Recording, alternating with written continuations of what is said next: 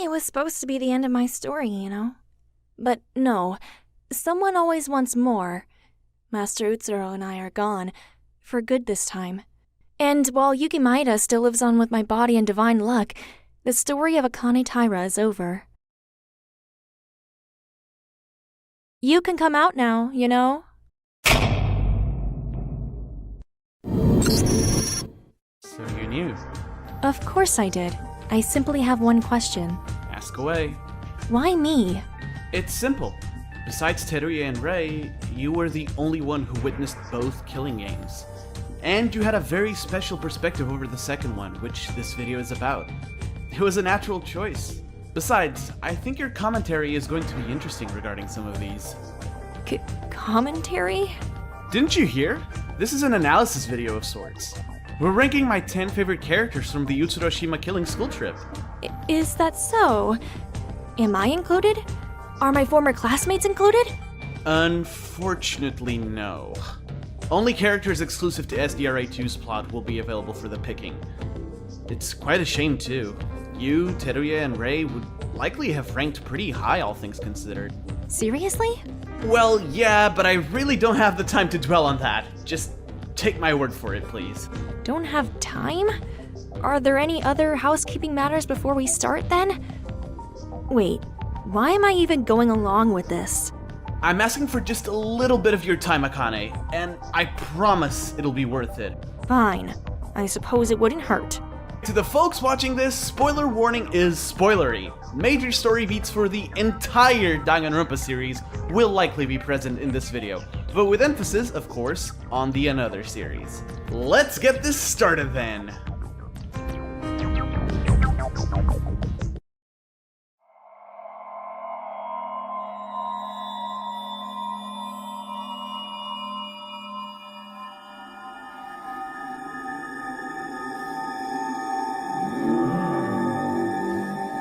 Danganronpa.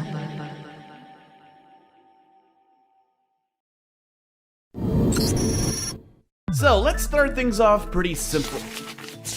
Okay, what the hell are you doing? I'm simply reading the notes you have to help you with this. And I see you want to start with just the tiniest amount of controversy.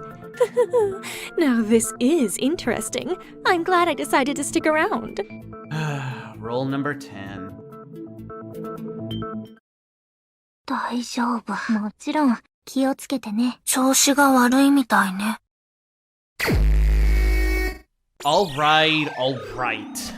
Before I hear the upset crowds sharpen their pitchforks and light their torches up, allow me to say something inflammatory. Yes, I know, I'm adding oil to the fire. The number 10 spot was a really tough call between two characters in particular.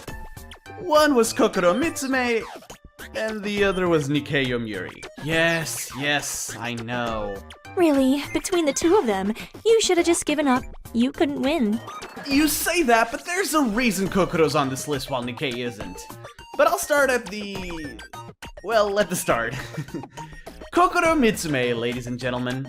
Quiet, reserved, and devotedly antisocial. She's just like me, for real. Actually, no, she's not. From the beginning of the game, it's pretty clear that she's different. Not good, not bad, just different. Clearer still is her frankly overpowered ability. Reading people. You might think, oh, that's cool and all, but not anything that would be game-changing. That is, until you realize she doesn't even understand emotion herself, spending pretty much her entire life studying it. And yet, she's fully capable of not only detecting emotion on people, but use it to literally learn what is going through their head. So essentially, she can mind read people. Now, obviously, an ability like that Is a surefire way to die. Yeah, what she said. And sure enough, after being instrumental in the first class trial and creating separation from the rest of the cast following the reveal of Void, in order to preserve her life,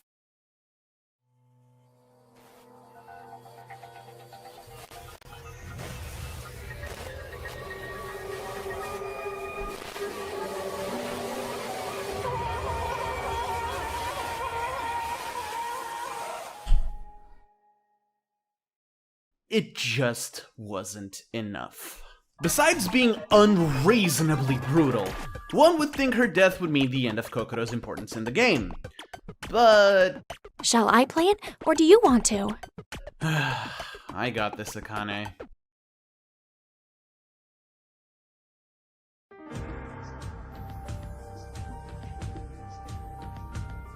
I'm fucking... What? So, let's dissect this, shall we? What's there to dissect? Seriously, it's pretty clear.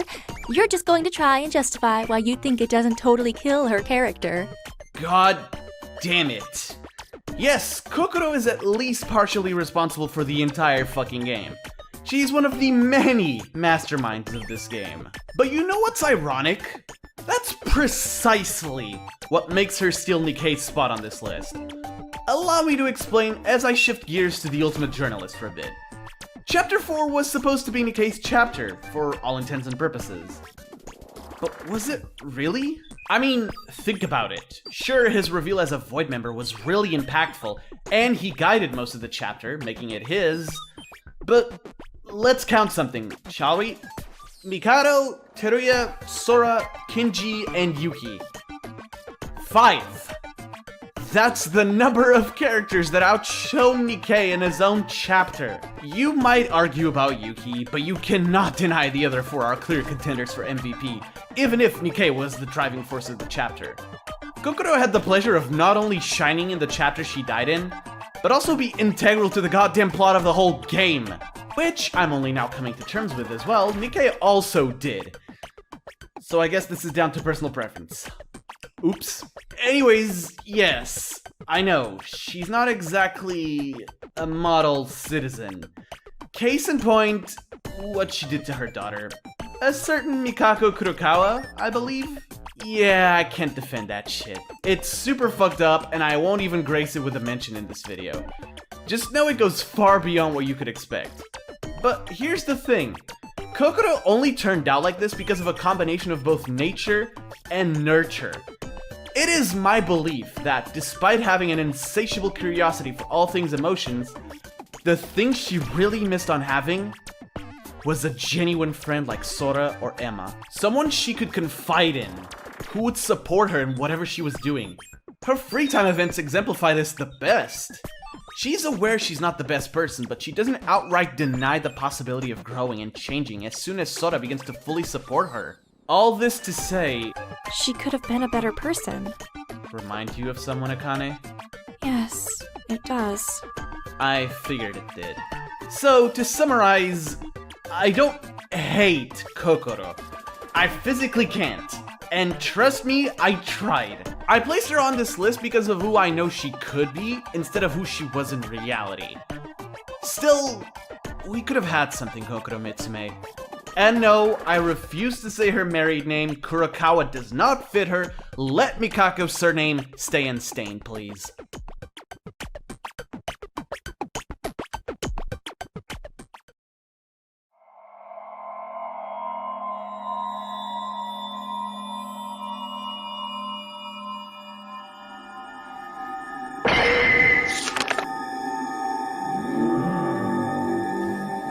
Danganronpa.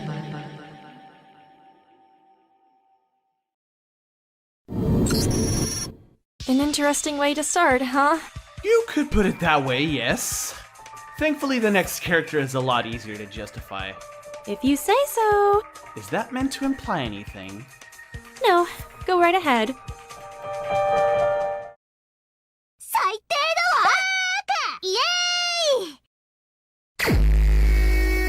The older of the Yoto no Koji twins takes center stage, folks. Presenting Hibiki Oto no Koji, the ultimate vocalist. This girl is bizarre to me. I do like her. A lot, actually. But something about her just feels weird. And you know what? I know exactly what makes this entry weird. I effectively cannot talk about Hibiki without talking about her little sis, Kanade Oto no Koji. And yet, I cannot really talk about Kanade either for reasons.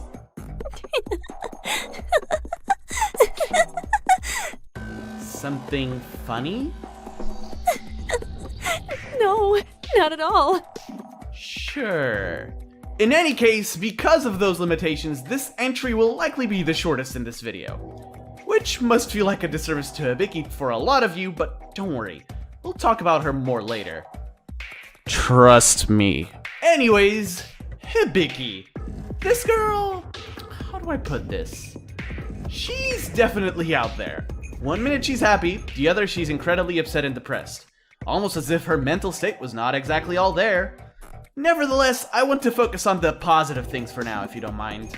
When at her best, Hiiki's the light of the group, and it's not even a contest. Problem is, she rarely is at her best. It's not exactly her own fault, but again, we'll discuss this later. Still, it needs to be stated, she has some of the cutest sprites in the entire game, some of which you saw when we started this entry. And it's not unwarranted either. Being the vocalist of a very popular band, this is exactly what I expect out of someone like her. She has the ability to just radiate positivity without even trying. And yet, she's also able to fall to the deepest depths of despair just as easily. Remind me, who's there for her when that happens? Honest answer? Or the one you want? What? Because the honest answer is none other than Big Sis Setsuka Chiebukuro. That's just cheating. It might be, but it's what I'm going with. But yes, there's no denying that Hiiki at her lowest is not a pretty sight. It can bring down any mood pretty quickly. It's a pretty delicate duality, one that only requires a slight imbalance to completely throw off its game.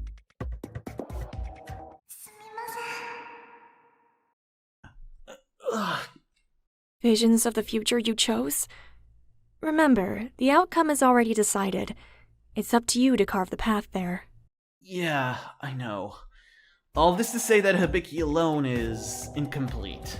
She's a puzzle that requires pieces from someone else to fully comprehend. There's a reason she was executed alongside that someone else in the only double execution of the series thus far, folks. And that being the case, it's impossible to coherently talk about her. I apologize. I think it might be a first in my top 10 lists. Feeling regret, perchance? Not at all. I know it'll flow together beautifully in the end. Whatever the case, I do like Hiiki. But it is in such a way that I cannot discuss it without delving into darker topics.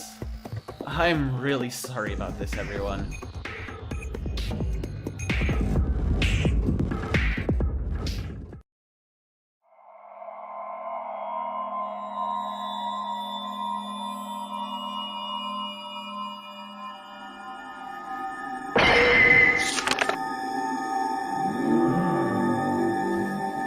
Danganronpa.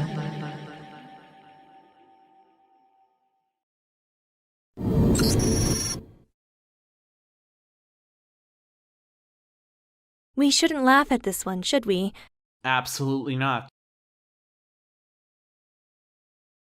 Bubblehead? Bubblehead. そうですね。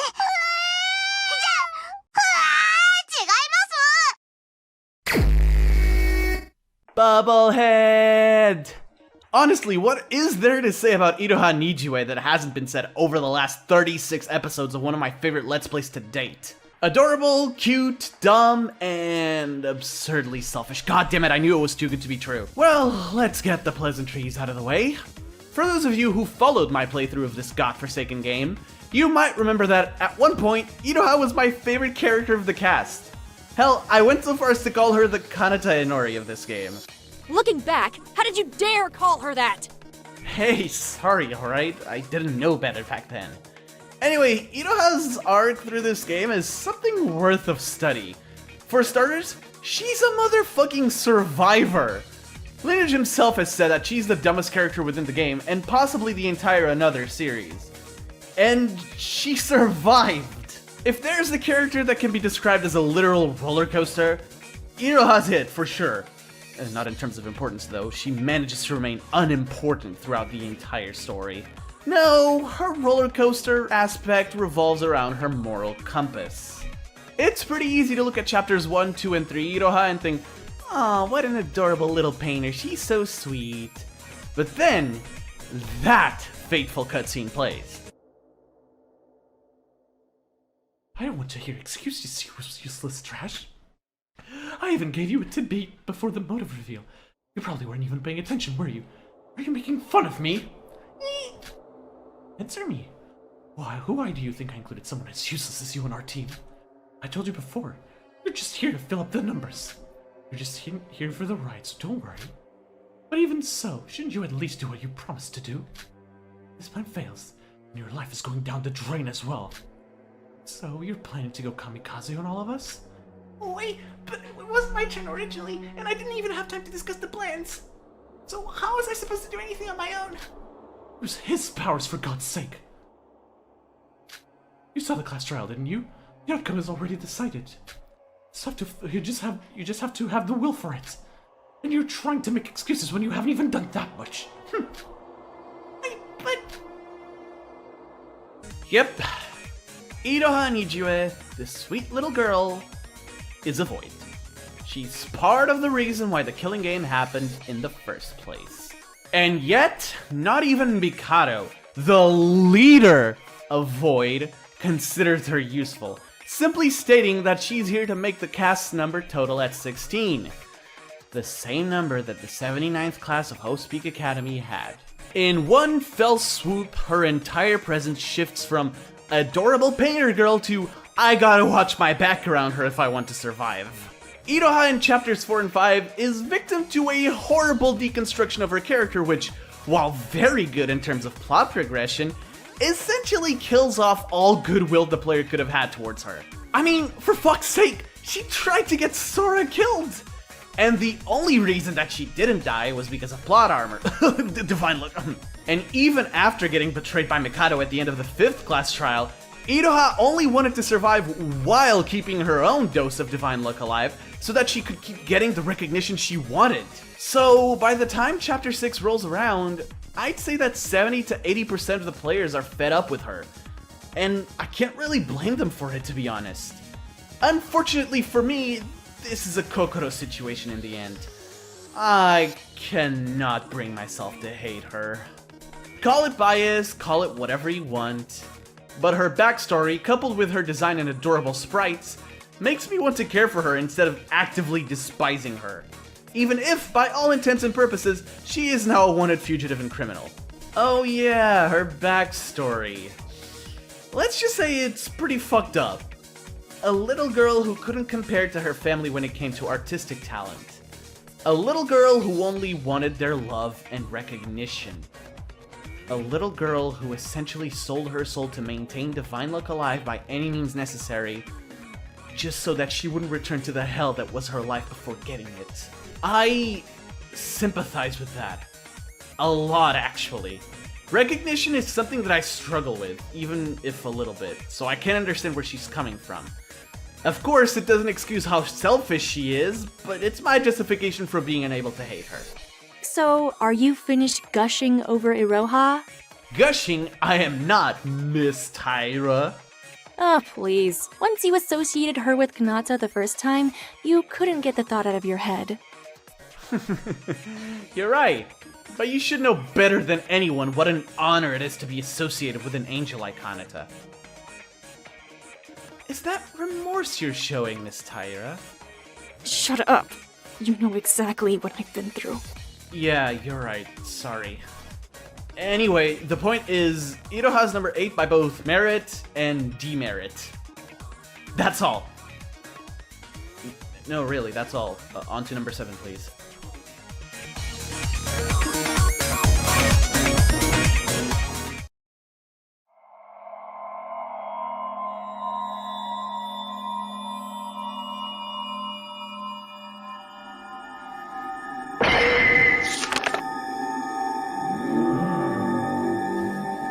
Danganronpa.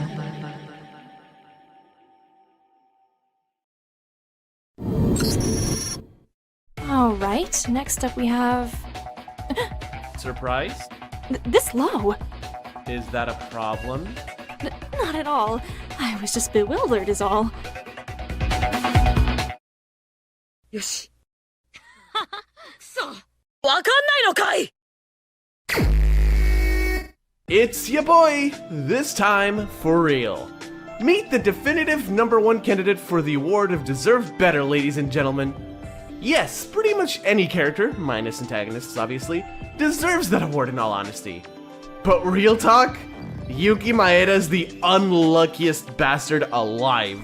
And I know what you might be thinking. But Yuki Maeda's the ultimate lucky student, the protagonist of the first game. How on earth is he unlucky? Well, cards on the table, folks. I'm sure you knew this, but just in case you didn't, the Yuki we play as in Danganronpa Another is not the same as the Yuki we see in SDRA 2. Or, well, he is, but isn't at the same time. In terms of personality, they're virtually the same. But the person in Danganronpa Another is none other than the main character of the entire series, Utsuro. Master. Yep, the guy who started it all.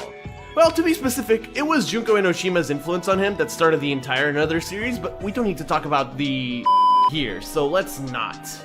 In any case, Yuki's unlucky enough to not only look extremely similar to Utsuro, but apparently have a similar brain structure to the holder of Divine Luck. Therefore, he was the prime candidate for Mikato's entire plan. The revival of Divine Luck. Yep. And to add a little fuel to the fire, Yuki had been out of commission since the very first game. Since, you know, you and Utsuro kind of kidnapped him. That being said, Mikato learned all of this and set in motion the most convoluted plot in Danganronpa history up to this day. And what of Yuki? Well, he's unlucky for a reason. The whole reason SDRA 2 happened was to make Yuki go through an experience as similar as possible to DRA. Yes, that's it. But that's enough of the plot. We'll be returning to it very soon, trust me. As for Yuki himself, it's easy to see that he's by far the most normal character of the cast. As if normalcy was really an option in these circumstances. However true that may be, Yuki Maeda is the most down-to-earth character in the cast of SDRA 2. Maybe besides Yoriko, but still. But unlike Yoriko, our ultimate lucky student has something that, while very important for the success of the plan, I really, and I mean really, don't like.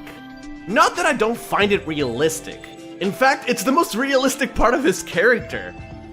He's a pessimist. And again, it's realistic. It's pretty well established within the Danganronpa universe that ultimate lucky students tend to think pretty poorly of themselves, and Yuki's no exception. But I'm sorry, I can't stand with how quickly he just gives up on everything and everyone, and is constantly needing to be pulled back into reality by someone else. Sure, that might be part of the plan set up by Mikato, but for fuck's sake, allow him to develop a little on his own, please. Well, actually, that does happen. In Chapter 5. But by that point, I was pretty fed up with the constant whining and crying from Yuki. Again, I really need to reiterate this. It's realistic, but Jesus fuck was it annoying after 3 straight chapters of doubt, Shinji's pep talk, believe, case, rinse, and fucking repeat. I'd say he gets a lot better from Chapter 4 onwards.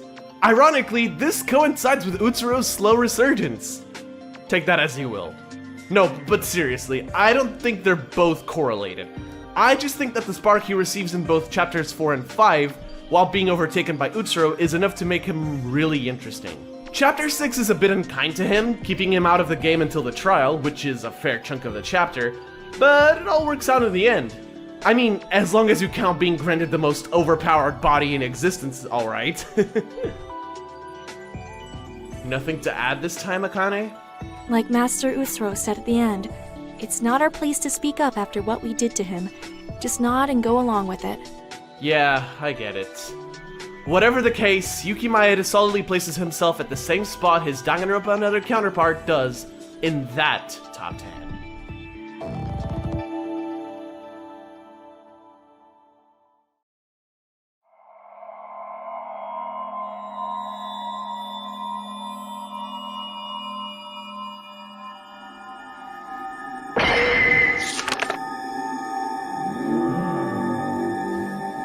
Danganronpa.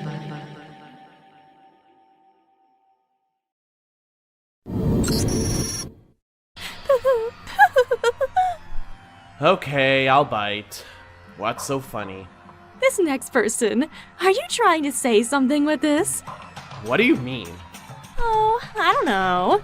I know what you're insinuating, and you're absolutely right. Big sis! なんてね。ほほう。さて。 If you guys didn't think exactly like I did when you met her, you guys are fucking lying. Case closed. We've hit a bullseye with the ultimate billiards player, alright.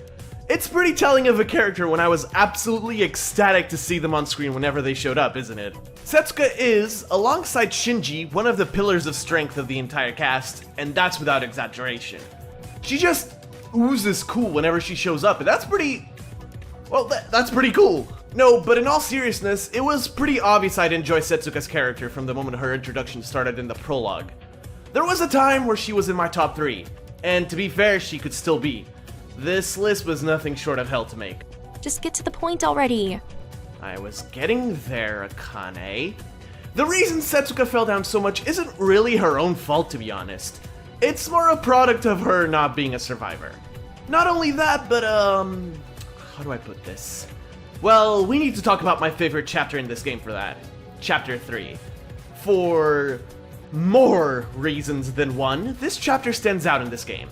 I won't be delving too much into it here, but I will be discussing the body discovery. Speaking of which, I advise you all.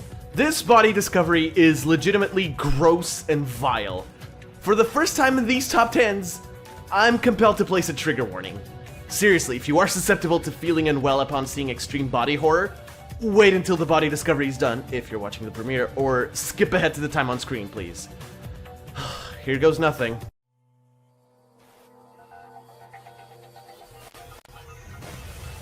Wait. Yep.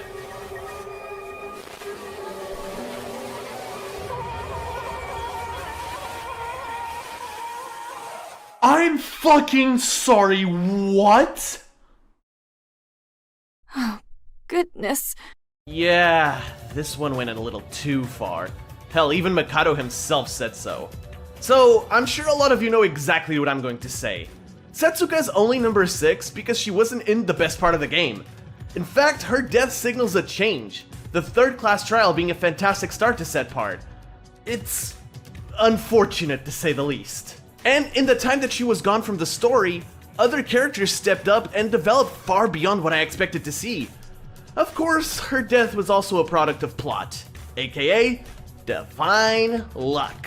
Setsuka died around the time where Nikkei had betrayed his fellow Void, forming a partnership with the ultimate billiards player to spy on Mikato. Never mind the fact that that's insane enough, but apparently she actually found out about something. So, of course, with the outcome already decided, she had to die. The way that she died, however, was something not even the remaining Void members were counting on. In part because her killer wasn't a Void either.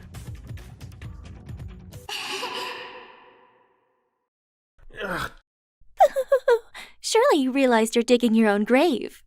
Shut up, will you? Why should I? Did you not invite me to commentate? I'm just doing that, you know. You're just teasing me because you know the rest of the list. Like I said, the outcome is decided. Make sure the road there isn't bumpy. I won't escape that fact for a while. In any case, Setsuka herself is a cool, collected, and often very playful person. Seriously, you'd be hard-pressed to find more than 5 sprites in which she's not smiling. That, adding to what I said earlier about being one of the pillars of strength, makes her extremely likable. Unfortunately for her, screen time speaks volumes in such a solid roster. And living to halfway through the game just isn't good enough for this one. Sorry, big sis. I let you down.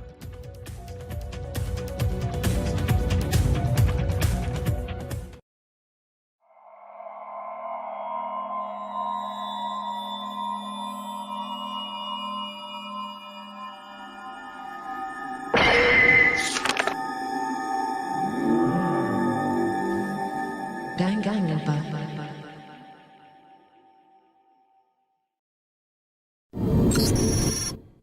Okay, I've been pretty tame thus far, but I'm putting my foot down! What is this? What? This is the number 5 entry. No. You mean entries, right? Alright, you got me. I got a tie into one of my top 10s. Again. Wait, you're telling me this is a regular occurrence? Roll the entry. Wait, we aren't done. どうした？勘弁してくださいよ。 That's essentially cheating. Oh, looky here. The newcomer finds a tie in a list like this abnormal. I mean, who are you? Everyone who finds my videos somehow? Ugh. Honestly, how does anyone stand you? I get by. Anyway, the number 5 spot is a tie between the main antagonists of this game, Shobai Hashimoto and Mikato Sanoji. And let's start with サービスしてあげるよ。 Shobai Trashimoto. Oh boy. Alright, how do I begin with this guy? This is the character we still know the least about out of the entire cast. Maybe besides Mikato, but hey, that just means the tie makes sense once again. Shut up, I'm not coping. But seriously speaking, Shobai is shrouded in mystery. He's not your typical antagonist, heavens no. While he retains the confrontational and lowly nature classic of DR antagonists, Shobai is... interesting. Smokes? Check. Wears very ruffled clothing with slippers of all things? Check. Is a worldwide renowned black market broker? Check. Wait, what? Yeah, this guy isn't exactly on the straight and narrow. What gives away the fact that he's a bad guy? Well, how about the fact that he stabs Sora in the fucking prologue of the game? And without a second thought, too. Once presented with the scenario of the killing game, he immediately makes a move. But then he makes up to Sora by healing her. Huh. Okay, I think it's time to lay some groundwork for what this guy accomplishes in the game now. The first 2 chapters are mostly silent from his part. Hell, he spends the entirety of the first class trial asleep. I ironically called him based many times during the game up until that point. But he unironically becomes based during the 3rd class trial, when he basically saves the entire cast from the killer's trap.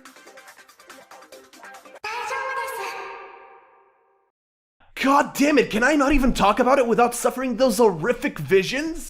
You knew exactly what you were getting yourself into. I'm just gonna ignore that for now. In any case, his appearance in Class Trial 3 was, in one word, phenomenal. He's one of 2 characters that make that trial, in my humble, but correct opinion, the best I've played thus far. And things only get better from then on. Chapter 4 actually allows us to not only play as Shobai during the investigation, but also during the first half of the damn trial. We get to see what's going through this insane man's head, and we get to learn that he's not that insane after all. In fact, Shobai is one of the smartest characters in this roster, only outdone by 3 others. Mikato, Yuri, and... Isn't this becoming a little too reoccurring? Whatever the case. Ugh, Shobai Hashimoto. That man has no morals whatsoever. I wouldn't say that, actually. He does have a pretty interesting moral code, although he ends up breaking it in this game for the thing that matters the most to him. Money. In the end, he appears as a double agent, originally hired by Mikato as a safeguard for his plan on the outside world, and then bribed to work for the Kisaragi Foundation by everyone's favorite corrupt leader, Tsurugi Kinjo. Tsurugi? This double agent status allows Shobai to never really be in any danger throughout this game, so he rarely has to try. And when he does try, like I said, we get some of the very best stuff SDRA2 has to offer. Oh yeah, and I haven't mentioned a tiny little thing. He's one of the 3 survivors of this game, alongside Iroha and Yoroko. Unfortunately for him, his ending is slightly less pleasant than Yoroko's, as he joins Iroha and they become a Pinky and the Brain sort of crime duo. All this combined makes Shobai a fan favorite and a great character overall. He's pretty enjoyable as well, possessing a dry and sarcastic wit in every single word from his mouth. I really don't know what else to say about him in all honesty. A tough environment creates a tough motherfucker. And, well, Shobai Hashimoto is definitely a tough motherfucker. 私もなかなかやるでしょ? And on the other side of the proverbial antagonist coin, we have a literal piece of shit. Mikato Sanoji, the ultimate wizard, deserves to be shot several times, ran over with a monster truck, set ablaze, tied to a 10-ton weight, and allowed to drop into the Mariana Trench. That being said, he's the funniest character in the damn game. I can't forgive this bastard! Like I said, Master Utsuro's only wish was to die, and he took that from him for his selfish gain! Therefore, I fully agree with all you said. Akane. Oh, right. I'm sorry. Yeah, it's okay. Returning to Mikado, though, this guy. There's so much I want to say about him, but I know my limits. The mastermind of Super Danganronpa Another 2. The leader of Void. A true bona fide psychopath with a rather questionable attitude towards Utsuro. If you know, you know. Mikado's not your typical antagonist for sure. For one, he's not even fucking human. Yeah, cat's out of the bag. During the entirety of SDRA 2, we're fighting a goddamn alter ego. Sounds awfully familiar, doesn't it? Honestly speaking, this guy dethroned Monica Toa as my favorite mastermind in the series. Of course, if we don't count effectively, big air quotes, non-canon work, she's still the top for me, but we're talking about SDRA 2 here, so... I really don't know how to paint the hatred I feel towards this subhuman trash piece of shit, but also the genuine admiration I feel for him for such an ingenious plan and comedic prowess. Lineage is, in one word, brilliant for designing such a villain. Mikado immediately establishes himself as a threat by dealing with two, yes, two, did I stutter, of the survivors of the first game, outright killing Reimekaru, or so the player thinks at the time, and sending Teruya flying into next Tuesday with a firewall. Wait, I fucking get it now, holy shit. From then on, though, he kind of takes a hands-off approach, knowing the result was set in stone and that his fellow Void could do the work for him. The children of Utsuro would do anything to see him again. I should know. It's crazy that we know who the mastermind is from the start of the game, and yet he doesn't even need to lift a finger up until Chapter 3. And he only really does something when he realizes that some of his colleagues are either not doing what they said they'd do, or just betraying him outright.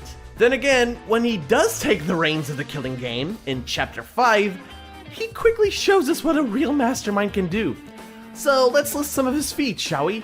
Starting with the most obvious one, he wins a goddamn class trial. Oh yeah, traditions in Danganronpa be fucking damned. This motherfucker decided that the rest of the cast just loses, and straight up wins Chapter 5's class trial as a blackened. This changed everything. Super Danganronpa Another 2 had built itself on breaking the stereotypes for the series. The mastermind was revealed in Chapter 1. The reenactments, while accurate in the number of killings, played with the expectations of the player, such as the usual two victims of Chapter 3 being turned into two killers instead. No! But never, not once, did I expect a class trial where we, as the player and protagonist, flat out lose. And if it wasn't for, ironically, Shobai Hashimoto, Mikado would have won the game right then and there. But, as we all know, the New World program was shut down from the outside, crashing the executions and allowing Sora, Yuki, Yoriko, and Iroha to live long enough to experience one of the coolest final chapters in the series. If I'm being totally honest, part of me knows Mikado deserved to win this in the end. But that part of me also knows that the story couldn't end like that. He had prepared for literally every eventuality. He had the high ground against everyone, Kinju and Mikado included. The only way he lost was by plot convenience, aka, once again, divine luck. Sora's true divine luck surpassing his artificial divine luck, in fact. It's kinda unfair when you think about it. But like I said, the story couldn't truly end without hope of some sort. Good riddance. Mikado Sonoji deserves no compassion, even from someone like me. Something funny? No, it's just... well, you know what, never mind. For now, guys, just know that Mikado Sonoji's an absolute monster. But a very entertaining one at that.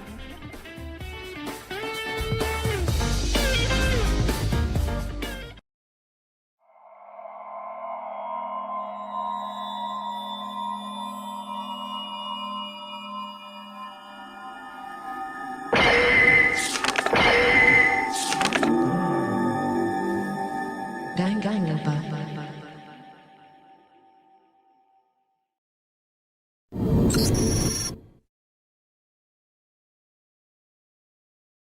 There's nothing funny about this one, is there? That is exactly right. This one saddens me greatly. Don't worry. You're not the only one. Yes, sir! もっと気合を入れろ It pains me a lot to place the Ultimate Firefighter at the top 3 in this list. It really, really does. Shinji Kasai is a special character within the roster of SDRA 2 for multiple reasons. Reasons which I wish to convey and explain properly throughout this entry. As I stated in Setsuka's entry, Shinji was the other pillar of strength of the cast, particularly to a certain Yuki Maeda. And hey, he did get to live longer than Setsuka, even if not by much. I'd say Shinji is the closest we get to an entirely pure-hearted person within the game. He genuinely has no bad intentions throughout the game. His introduction does paint him as a bit of a wuss when talking to girls though, which starts an odd trend where he finds himself in increasingly embarrassing situations in front of Sora. Shinji's writing the Oh, he did say he was gonna do it. That is pretty funny.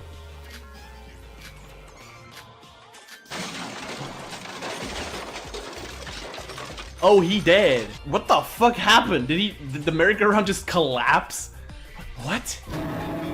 Sora? Since when? No, I'm so mad I broke it. I'm sorry, Shinji. It's so funny. I couldn't hold it in anymore. This is the idea of him falling out of the fucking thing. Just breaking the horse. Oh, the poor guy. Minor inconveniences aside, Shinji is a character I can't help but respect and admire. He's called the Ultimate Firefighter for a reason, folks. A buff, tall dude with a strong sense of justice who doesn't tolerate the slightest hint of tomfoolery. Shinji is also the emotional support for Yuki Maeda, reaching a level where they have a sibling-like relationship, with Yuki calling him Big Bro. Sora also adopts this in his FTEs, which is just extremely wholesome to watch. So, Shinji seems pretty similar to Setsuka, right? I mean, I compared them for a reason after all. Let me guess.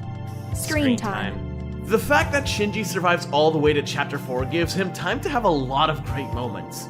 Of course, major focus is given to said Chapter 4, but he's not absent from the rest of the game like, say, Shobai, please don't kill me. It's pretty clear from early on that his defining trait is his previously mentioned sense of responsibility. He considers himself personally responsible for being unable to prevent each and every killing up to the moment of his own death. Huh. You know, I seem to recall saying the exact same thing about someone in the first game. Kanata is constantly worrying over the health of her classmates, mostly mental health, to the point where she blames herself for not being able to prevent killings using her expertise in psychology. Oh my god. Realize something, have we? This cannot be a coincidence. Do you not write your own scripts?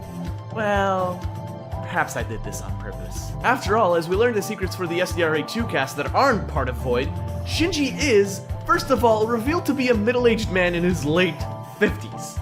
Besides the mind-blowing fact that he's older than my own parents, he was made the ultimate firefighter by Mikato for a reason. Throughout his life, he remained a symbol of virtue, saving countless lives from many tragedies, including a certain Kanata Inori from a life-ending car accident. That's right, folks. Danganronpa Another's Angel was saved by SDRA 2's GOAT. That's what I'm talking about! That's why he's the MVP! That's why he's the GOAT! The GOAT! What? He's not number 4 just because he saved Kanata, alright? Sure. Out of curiosity, where would that have landed him automatically? He would have been number 5. Figures. In any case, it's time to address his 2 biggest moments. His death and his, rebirth, so to speak. His death is the catalyst for the endgame, for multiple reasons. One of them being that he was the biggest impediment to Mikado's plan, given the emotional support Shinji constantly gave Yuki. It's a noble sacrifice that ends up saving the ultimate lucky student's life later down the line. An action truly worthy of the GOAT. That's why he's the GOAT! And then, we have his appearance in Chapter 6's escape from the utopias Mikato created to buy enough time for his plan to succeed. After Sora saves Iroha and Yoriko, only Yuki remains. As an illusion of Shinji attempts to keep him in his own utopia, the real Shinji shows up. Yes, huge Deus Ex Machina, but I'll chalk it up to divine luck, whatever. and straight up stalks his younger self to save Yuki. Their dialogue afterwards is pretty powerful. It actually caught me completely off guard the first time I read it. It ends with old Shinji acknowledging Yuki as an emotionally strong person for simply possessing the desire to change. In my opinion, as much as it comes out of left field, it's a fantastic ending to one of the most genuine friendships in the game, as well as to the GOAT. Will you ever get tired of using that? Nope. Understandable, I suppose. Shinji Kasai was a great person. I am glad Yuki might have found a friend in him. Yeah, that's exactly it.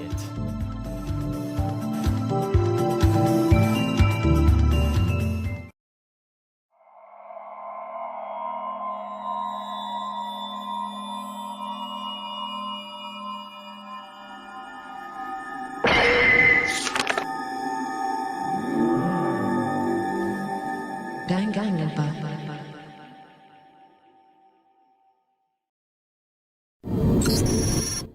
So, the top 3. Ayane, Huh? you did this on purpose, didn't you? I mean, yeah, that's the whole point. But I figured this one would resonate with you. 大丈夫よ。勘違いしないでよ。ここは私に任せなさい。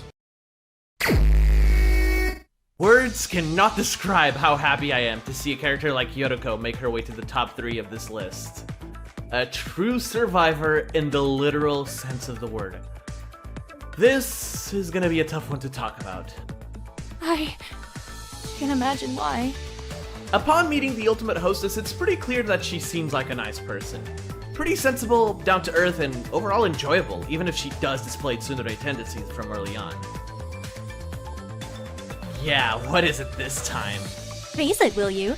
She reminds you of Mahiru Koizumi. So?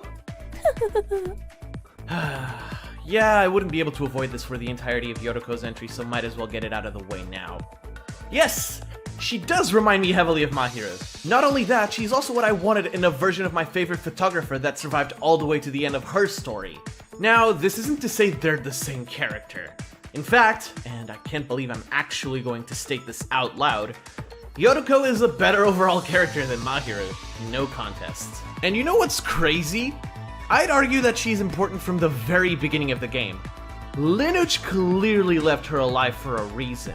The first 2 chapters are used to establish the relationship she'll have with our protagonist, Sora, throughout the entire game. I'd say that, barring Yuki and Shinji, these two share the most precious friendship in the game. Not only that, but the beginning of the game also really puts into perspective how it decides to deal with the expectations set by Danganronpa. How, you ask? Let's see. Chapter 1, Yotoko's the main suspect at the start of the trial. Chapter 2, Yotoko's the main suspect at the start of the trial. Hey, I've seen this one. This is a classic. Yeah, it's not even subtle at that point. Thankfully, once we reach the middle of the game, that trope is quickly put to the side since Sora's developed a lot of trust in Yotoko. And honestly, this works in favor of the game, because I truly believe Yotoko's in her element as a support character, namely the protagonist's best friend. However, and personally, I'll say that Yotoko really becomes one of my favorites from Chapter 4 onwards. I'm not really sure about what changes either. I think that she's a character that only gets better the longer the game goes on for. This is one of those cases where I can even really explain why I find such a character appealing. But I'm far from the only one who enjoys Yotoko's character. She's honest, kind, and has a great heart. And that doesn't really change throughout the game. The only time you can argue she went off the deep end was when she lost trust in Sora after Class Trial 4, rightfully so I might add, and tried to kill Yuki. And even then, she only did so because she was genuinely sick of their situation, seeing the death of Yuki Maeda as the only way out at that point. Once the three reconcile after that traumatic event, I'd say they become the strongest group in the game. Sora, the protagonist, Yotoko, the support, and Yuki, the key. Chapter 5's awesome mainly because of the talk the three have in Sora's hotel room after they rescue her from Shobai. And in said conversation, this scene sticks out. Look at me! Get a hold of yourself! Yotoko, answer me. Are you Sora or Akane Taira? Wait, no, that came out wrong. What I was trying to say was, you're not Akane Taira. What? No, I've got my memories back. If you truly are Akane, then why do you keep referring to her in the third person? Well, you say it yourself. When I asked who you are, you said that you're Sora, at least for now. Isn't that what you told me? The name Sora is just Yuki came up with something, came with up on the spot. My name is Akane Taira. If I deny that, then I'd just be running away from the truth again. No, that's different. You told me everything you know. You faced the outcome that is Akane Taira, that's for sure. Just because you accepted the outcome doesn't mean it has to end that way. Fantastic. This is so fucking good. At the time, I was inclined to believe that Yotoko was the one to die in that chapter. I mean, why wouldn't I? Danganronpa traditionally does that to support characters in Chapter 5. Have you not discussed many times in this list that this game breaks all traditions of the series? I was getting there. Well, not that it matters. After Mikato wins Class Trial 5 and the New World program crashes, we're introduced to Yotoko's true self. Meet Yotoko Kabuya, the consultant. One of the next generation symbols of hope. A person with an innate ability to just listen to people. I'd say that's Yotoko's biggest quality. Actually, now I'm torn between that and her ability to just see people for what they are, not what they were. Yotoko. Yeah. This is the main point of their friendship. Yotoko refuses to judge Sora for what she did. Even after all is said and done, when she learns of who Akane Taira really was, she decides it's just best to view Sora as, well, Sora. And yeah, it's really bittersweet. Please don't cry. It's how it was supposed to be. You're a liar. You promised me we'd... Oh, you did. You said that to my face.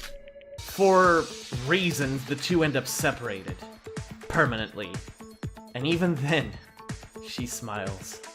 She really is like Ayame. There's a reason Sora thought so too, huh?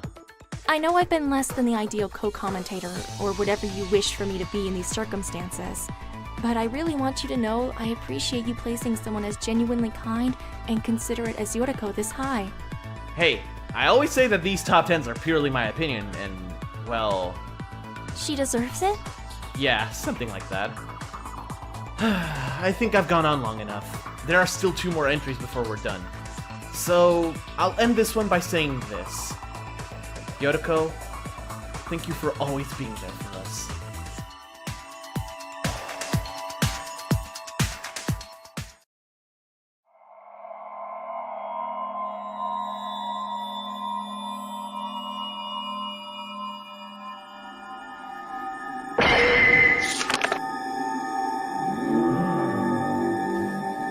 Danganronpa.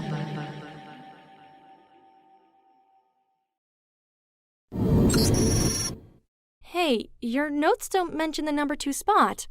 Oh, is that right? Don't condescend me! What on earth is this about? It's nothing. I'm sorry? You're right. There's nothing there. The number 2 spot is... empty. それは違うわ。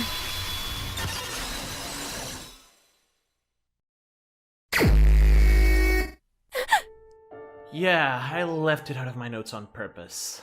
The protagonist of SDRA 2, Sora. Emptiness.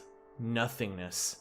The feelings of unfulfillment swallow my heart and soul in a way that no other character in this series, save Satsuki and Kanata, did. No other entry in this list will pay me more to talk about than this one.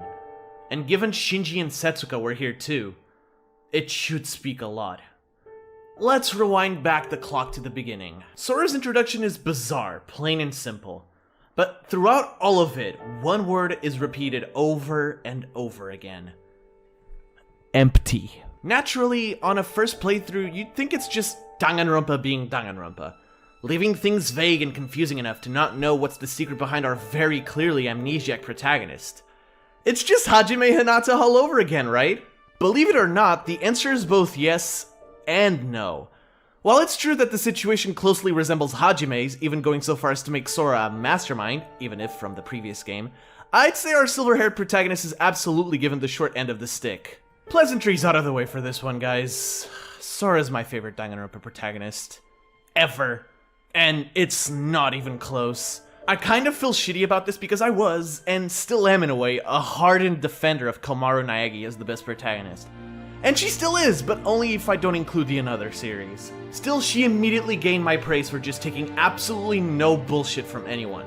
You talk shit to her, she's going to roast you twice as hard without even blinking. It's kind of nice, actually. A breath of fresh air from the traditional please be my friend protagonists. This is something I continuously failed to mention with Hajime, and I would like to apologize for that. Anyway, we're here to talk about Sora. I would say that she's the most down-to-earth person in the cast, but that's cheating, and we'll see why later. In the meantime, we take a look at Sora from the perspective of a protagonist. She's not really a leader of the cast per se, at least not at the start. That role is more suited for, again, Shinji and Setsuka. However, she is definitely the voice of reason of the group. Well, most of the time anyway. Sora's not perfect, and that shows sometimes. Like in Chapter 4 where she snaps at Yuki for his behavior. But above all that, the thing that allows Sora to distance herself from the other protagonists, Komaru included, is just how insane her background is. The Another series has a really interesting tendency with the protagonists. I mean, really. Akane, a little help here? Akane... Huh? Oh, sorry. I was contemplating. In any case, you're talking about protagonists, right? If that's the case, the entire story of the duology revolves around two people, myself and Master Utsuro. That's right. And given that Danganronpa Another's protagonist was Utsuro, Super Danganronpa 2's was none other than the virtual avatar of Akane Taira, given the form of nothingness. Well, that isn't quite right, is it? Are you asking about Sora's true identity? Yes, I think it's about time to reveal what she is. Uh-oh. Sora is... oh, she's basically nothing. Empty. You know, Hop probably knows this, but during the preparation stages, I didn't even reveal anything about Sora. I wasn't trying to hide anything, it's just because there was literally nothing to show. Sora's not human. She's just here to assist in Master Utsuro's resurrection in the New World program. She's just an algorithm, so to speak. What? She's an algorithm? Wait, so she's not Akane Taira? Miss Taira has been dead from the very beginning. It's impossible to connect her to the New World program. Instead, I created a blank personality and placed her data inside there. Maybe Sora has already felt this, but her memories of being Akane Taira felt unusual. Algorithm? Sora believed she was Akane Taira, and it's also possible that she attributed all of those actions to Akane's personality. However, that's not the case. All of her actions were done to safeguard Master Utsuro's resurrection plan. That's the entire reason for her existence. She's an algorithm with a directive to assist the process of the killing school trip. Yeah, she's just like Monochrome. Lineage, what hurt you, man? You designed one of the best protagonists in Danganronpa, and you made her a fucking algorithm. Turns out, we're not playing as Akane Taira at all. After all, there was only one ultimate maid. And she died at the end of Danganronpa Another. It's tough, you know? Looking at Sora and admitting she's my better half. Huh? Is that really how you see it? I personally see two different characters with one very big common trait. Really? How so? Well, Akane Taira is obsessive to an unhealthy degree. That being said, she's loyal and a good friend to those she wishes to be. I mean, you should know. Sora loses the obsessive behavior but retains her fierce loyalty and friendship. That's what binds you two together. When you present it like that, it does make sense, I suppose. While you might complete each other, you both deserve to exist as your own character. I was inclined to make a dumb Kingdom Hearts reference, but not today. The moment that solidifies this is, ironically, Sora's awakening. He's not gonna die, is he? Get your hands off him! Oh, I saw that.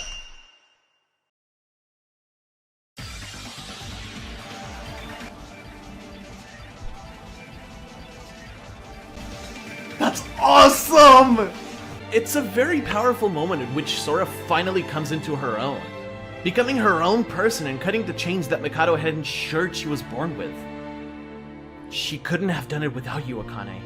Divine luck was her weapon of choice when she realized you were the bearer. It's a fitting end to both you and Utsuro, a conclusion worthy to be part of such an intricate series. In the end, though, it's extremely bittersweet for Sora. All of her efforts were essentially for naught, as she never really had a chance to exist afterwards. Rei's words sparked the last bit of hope I have to see this amazing girl return. But deep down, I know. She's had her shot. And boy, did she make it count. I'll be seeing you around, Sora.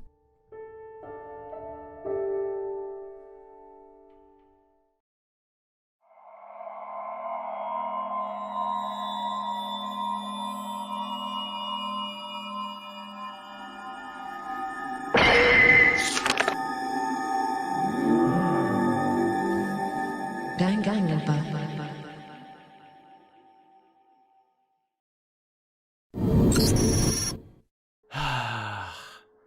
There's no turning back. You can't avoid this any longer. I know. It's no use denying it. It was a long time coming. Ladies and gentlemen, greet my favorite character in this damn story. Please don't judge me. 何かわからないか。よし Oh, my dude, you just got pranked. Bet you didn't see that one coming, huh? Seriously, guys? Did you really think I would be that predictable? Now, we wildin' in this motherfucker. Say hello to the true goat of this game, Yuri Kagarin. Kanade? Who the fuck is that? Never even heard of her. An insect beneath my notice, that's who she probably is. Let's get real here for a second, folks. I mean, come on, folks. Do you think I, in my perfect consciousness, could choose such a being as Kanade for my #1 spot? Come on. That's just being ridiculous. Hello? We talked about this, remember? Akane? I'm speaking on behalf of your commitment to make this. The outcome has been chosen. You can pretend to be clueless as to what is decided, but you're powerless to fight it. Stop it, please. Don't make me do this. Don't bury your head in the sand. Face the choices you made, and speak them out loud with pride. Please, I'm begging you. Allow yourself to be honest with not only yourself, but your audience as well. And let her out. It's time. ああ、ごめんなさい。やるじゃない。そんなの認めるわけねえだろ It's just like Akane said. I really can't escape this, huh? Yeah, I don't know who I wanted to fool with that little act, to be honest. No, I know exactly who I wanted to fool. Myself.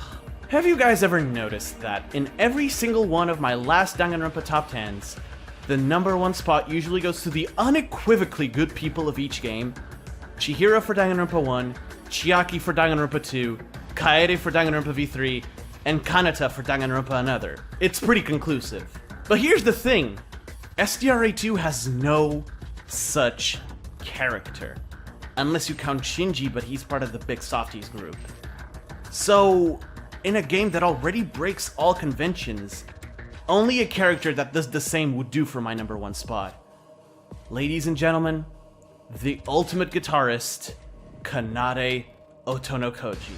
I simply have one question. How? How did Kanade become my #1 character? It's tough to say. At the start, I liked her because she had a very innocent appearance and demeanor, seemingly being bullied non-stop by her twin sister, Hibiki. I'll keep saying this as long as I live, but I get too easily attached to characters for Sayaka's case to have taught me anything.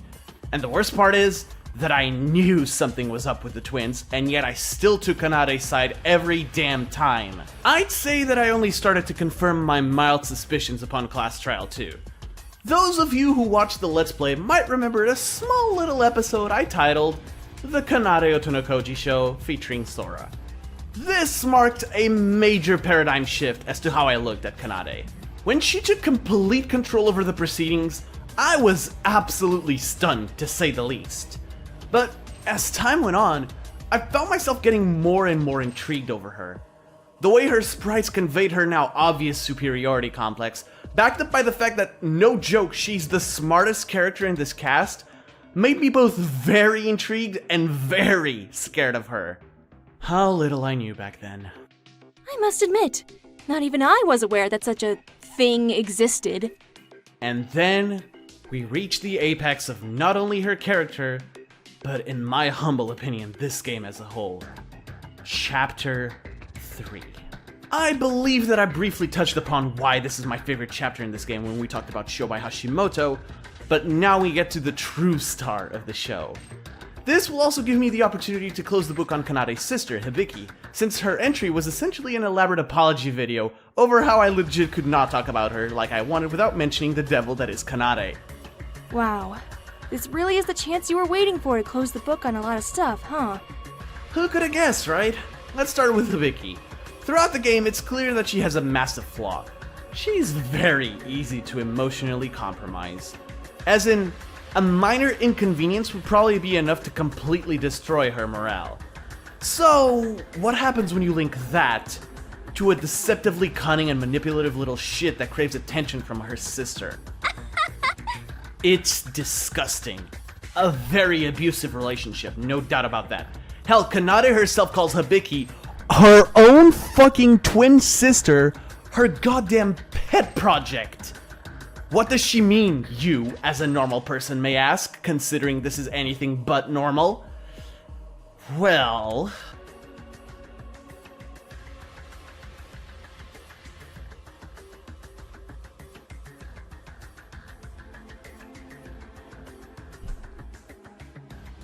This girl isn't real. She can't hurt me. She can't hurt me. What is this? Who is she? What is she? She's not human.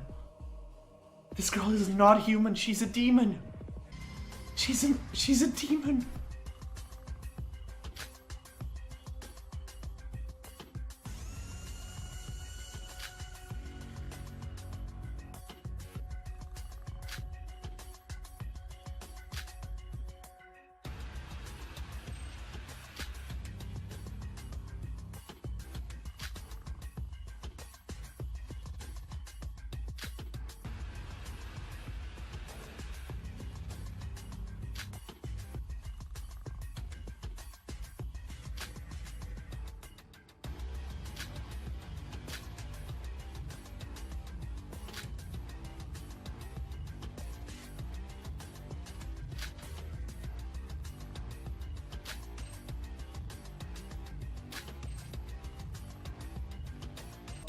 Yeah. Even with this knowledge, rewatching this vile scene makes me sick to my stomach. I understand, I really do. It would be my normal reaction to that as well. But I was consumed by two very distinct emotions. I'm sure Kokoro would have had a field day with me if she saw me on that day. The first and most primal emotion is simple. Fear. Kanade genuinely enjoys the atrocities that she commits, all in the name of getting Hibiki to become, in essence, an extension of her. I'm almost afraid to ask, but what's the second then? Awe. I was awestruck by what was transpiring in front of me. For the first time since I picked up this series, an actual psychopath had me in complete shock, in awe, in admiration. I was speechless for a very good while. As time went on after both Kanade and Hibiki got executed, my mind continued to flash back to Hibiki's desperation and Kanade's disgusting behavior. I had, no joke, literal nightmares about her. It was then that I understood what had happened. Lineage had done something extraordinary. Through their creation of Kanade Otonokoji, my mind was permanently scarred. I could not stop thinking about her. Do I dare ask in what way? It's nothing like that, I can assure you. Over and over, flashes of her madness would cross my mind. It was insane. There's a reason why she, as I so elegantly put it throughout my Let's Play, kept catching strays. Parasite from Kinjo? Kanade's got competition. A killing happens? Kanade did it better. Mikato exists? He fucking disses Kanade mid-class trial! I can somewhat understand what you're saying, yes. You might want to let go, detach yourself from what is essentially the reincarnation of the devil. But you can't. She doesn't let you. And that is why Kanade is my favorite. Unlike all the other top 10s, this character steals the top spot from Sora for just being absolutely the most memorable character in the entirety of the Another series. And, some might say, a fitting way to end this top 10. Congratulations, Kanade Otonokoji. You've done it. You've borrowed your way into my mind forever.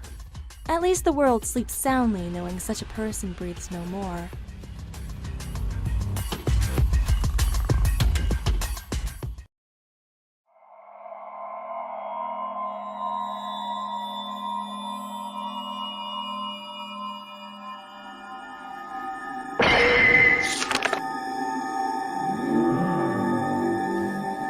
Danganronpa.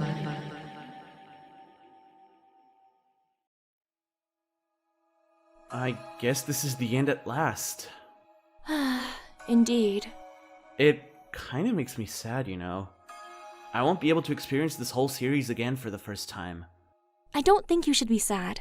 Be glad you got to experience it at all, even if you cannot do it again the same way. Being genuine? I had fun, surprisingly. Thank you for having me here. I won't hold you any longer then. As you said at the start, your story is done. Go and rest. I have a feeling that we'll meet again, sooner or later. We might, yes, but I don't think it'll be that soon. Thank you, Akane Taira.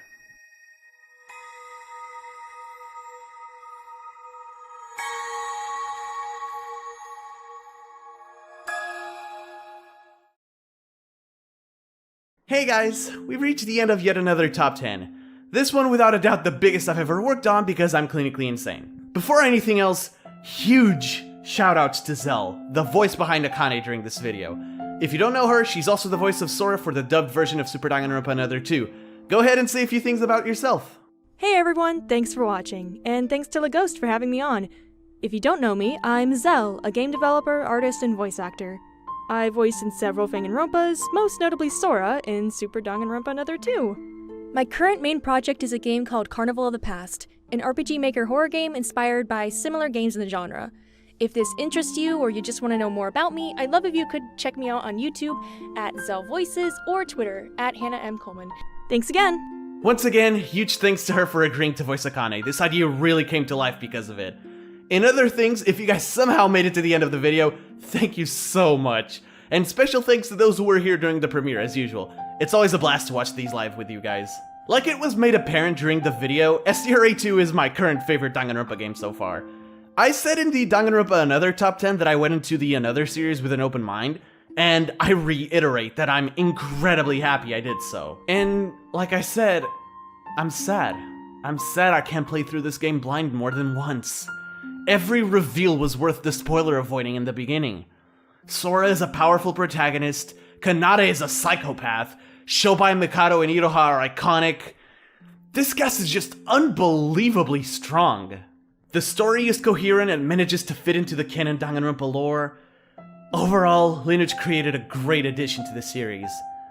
Bravo, good sir. Bravo. But yeah, I believe we're done here. If you like this video, please leave a like and consider subscribing if you are new to the channel. And if you want to be notified of future uploads like this one, hit the little bell, you know what to do. Also, if you want to join my Discord server or follow my Twitch channel for more constant updates, link to both is in the description below. I believe that's all. Stay safe, and until next time, peace.